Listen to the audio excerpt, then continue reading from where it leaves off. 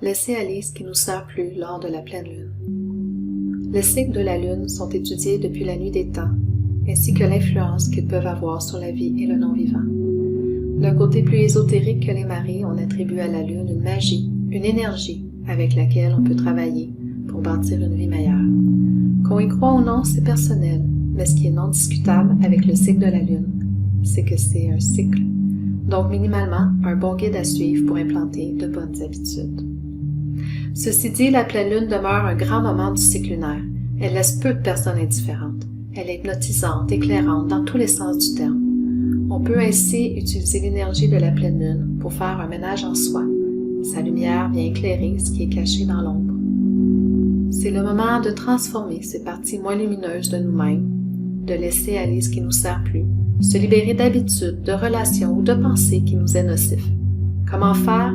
Pratiquer le pardon et la gratitude. Alimenter la rancune demande au final plus d'énergie que d'offrir le pardon. Mais offrir le pardon, c'est pas toujours facile.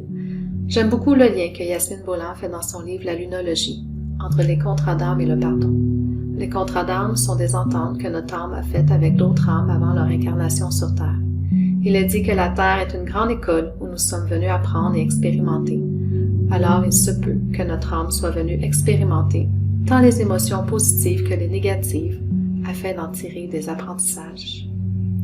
Avez-vous déjà vécu une rupture terrible qui, au final, a été l'occasion d'en apprendre sur vous-même, plus qu'à tout autre moment de votre vie? Merci à cet ex qui vous a laissé un contrat. Avez-vous déjà vécu un licenciement qui vous a permis de vous réorienter dans un domaine tout autre et qui vous passionne désormais? Merci à ce boss qui vous a montré la porte à un autre contrat. Ou tout autre moment négatif qui se sont avérés, au final, une occasion de croissance. C'est un peu ça, offrir le pardon. Reconnaître qu'il y a certainement plus grand dans ce qui a été vécu. Il n'est pas dit d'oublier d'accepter les gestes violents qui nous ont été posés, mais essayer de passer par-dessus et de les laisser derrière nous, de les transformer en apprentissage positif. Une fois le ou les pardons offerts dans notre cœur, je vous invite à rédiger une liste de gratitude. Pratiquer la gratitude nous permet de reconnaître le beau qui nous entoure et nous remplir d'amour et de positif. Une fois nettoyée et remplie d'amour, la vie sera plus douce et légère. C'est un processus à faire et à refaire. Peut-être à la prochaine pleine lune.